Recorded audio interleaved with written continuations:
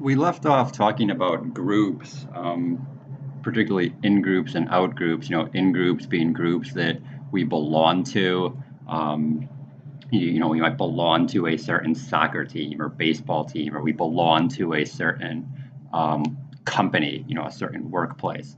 We belong to, a family. These in groups are groups that we have, firsthand knowledge of, firsthand experiences with. We know the people who are members of the group. We don't need to be told how these groups, operate, how they do business, how they function. Out groups are groups that we are just on the outside of. A company that I do not work for is going to be an out group to me. Um, a certain sports team that I'm not a member of, or a organization or club that I'm not a member of, is going to be an out group to me. These are groups that, in order for me to know about what really goes on within them, or in order for me to know about social interactions within the group, I'm either going to need to be invited into, or somebody who is a member of that group is going to have to fill me in. They're going to have to tell me about it. That relates to another form of social structure that we call social networks. You've probably heard the term social network as it is used in social media. A social network is simply a web of closely to loosely knit social relationships that link people to one another. The important characteristic of social network is that term link. We have links to people who belong to a social network. Now, a social network does not consist of best buddies or people who are really close or intimate, have no intimate details about each other. Social networks are not like primary groups. Primary groups exist to give each other emotional support, or people have intimate knowledge of each other. There are going to be people within our social networks that we do not have intimate knowledge of, we're not great friends with, or we might not see very frequently or speak to very frequently. The important thing is that we have access to them. I might know somebody who knows somebody who can get me a job. I might know somebody who is a member of a group that I'm interested in knowing something about.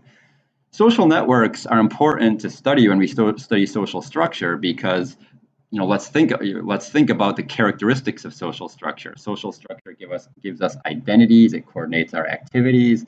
It provides us certain resources and opportunities, but it also makes certain resources and opportunities difficult to have access to. Well, that's what social networks do. Social networks are a prime example of social structure. Think about how people get jobs. Think about how people meet their boyfriends or girlfriends, or eventually, their husbands or wives. Social networks play an important role in this. As much, being a little ridiculous here, but as much as I would love to be in a relationship with Shakira, I do not have access to her. I can't call her up. I don't know. I don't know somebody who knows somebody who can, set me up with Shakira. That she's not a part of my social network. I don't have access to her. I guess that's the only reason I'm not in a relationship with Shakira, right? It has nothing to do with anything else other than social networks. But no, being more serious, when we're trying to enter the job market, um, yes, we can go online and apply for certain jobs, but oftentimes it helps if someone within that company or within that organization knows us. So people who don't know many people in the company they want to work for, or in the industry they want to work in, people who live in neighborhoods where a lot of people are unemployed, going to find it a little bit more difficult to enter the job market. So again, social networks, the important thing is not that we're best friends with these people or that we know intimate details about these people. Social networks are just people who we have access to. We know somebody who knows somebody, or we know somebody who can put us in touch with somebody. Two other structures I want to talk about are organizations and bureaucracies. Now, organizations bring people, resources, and technology together to direct, people towards to direct these people, resources, and technology toward a particular outcome. Now, that might sound a little bit like an institution. We talked about institutions not too long ago. The difference between organizations and institutions is that institutions are going to exist regardless. Humans have needs for food, shelter, education, um, law, and social order. So that provides the need for government. Institutions will emerge naturally. Organizations occur when specific people come together to unify specific resources and technology toward a particular outcome. So, healthcare is an institution, but we might have specific healthcare organizations, specific healthcare groups. Organizations are basically just smaller groups of an institution. Institutions can be voluntary, coercive, or utilitarian. Um, and this makes sense, when we start thinking about there are organizations that we choose to be in by choice, a sports club or an extracurricular activity, a certain, thing we volunteer for. But then we also have coercive organizations. These are organizations that we are members of not by choice. We might work for a company that provides us health insurance, but we only have one choice, a certain, HMO, for example. So that HMO, that health management organization, is in many senses a coercive institution. We don't have a choice to join it, or a coercive organization, I mean.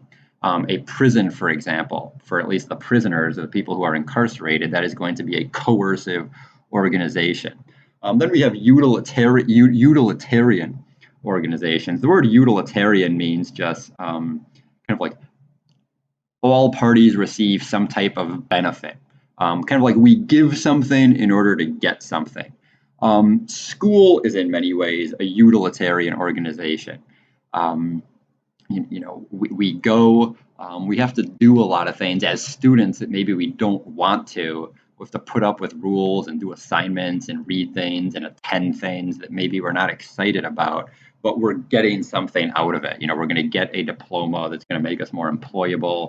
It's certain, when you go to college, you might join certain, going to that college will give you the opportunity to join certain extracurricular groups and network with people. So we kind of give something in order to get something. One specific type of organization is a bureaucracy.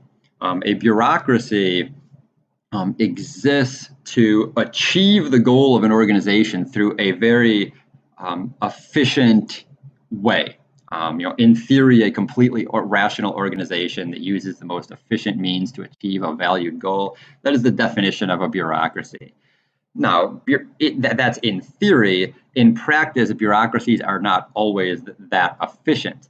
An example of a bureaucracy is going to be like the Department of, various governmental departments. An example of bureaucracy would be like the financial aid office at a university. An example of a bureaucracy is going to be the Department of Motor Vehicles, or I think in Texas, it's the Department of Public Safety, I believe, or Vehicle Safety. I might be wrong on that. I grew up in Illinois. I'm sorry. But these are organizations that function to operate efficiently, serve as many people as they can, as quickly as they can to meet a valued goal. Some characteristics of bureaucracies. Within a bureaucracy, there's going to be a clear-cut division of labor. Every worker in a bureaucracy has a specific job to do. Related to that, there's a hierarchy of authority. I have my job. There's somebody who I report to. There's somebody who's above me. There might be one or two employees, or maybe three or four employees who are below me. I give them what to do. They report back to me. So the tasks we do and who is in charge of completing those tasks in a bureaucracy are clearly defined. Also clearly defined in a bureaucracy are the rules that specify relationships among personnel. These rules and regulations describe the way an organization should operate. Within a bureaucracy, there's almost always going to be a handbook of some, like an employee handbook of some kind, a, a rule book, so to speak. that dictates how everything should happen. The code of conduct, within HISD, that's an example of a bureaucracy. Within a bureaucracy, the different positions are going to be filled according to objective criteria. Things such as your level of education, can you work in a bureaucracy? Well, that's going to be determined by objective criteria such as your highest level of education or your highest degree earned. You might need a bachelor's degree. You might need a bachelor's degree and a certain number of years experience within a certain type of field.